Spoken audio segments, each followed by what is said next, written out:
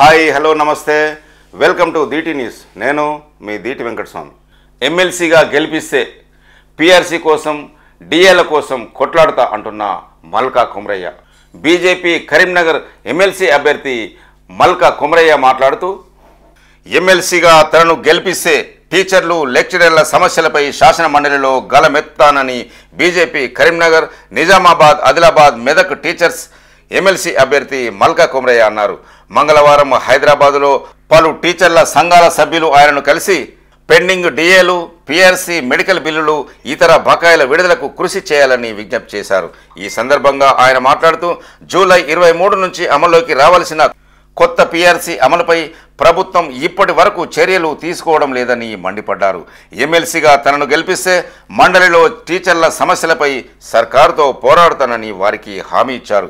సర్కారు టీచర్లకు సంబంధించిన జీపీఎఫ్ లోన్లు, పార్ట్ ఫైనల్స్, సరెండర్ లీవ్ బిల్లులు, మెడికల్ రియంబర్స్మెంట్ బిల్లులు పెండింగ్లో ఉన్నాయని ప్రభుత్వం వెంటనే వాటిని రిలీజు చేయాలని డిమాండ్ చేశారు. ఉద్యోగుల రిటైర్మెంట్ బెనిఫిట్స్ చెల్లించడంలో ప్రభుత్వం నిర్లక్ష్యం వహిస్తున్నదని మండిపడ్డారు.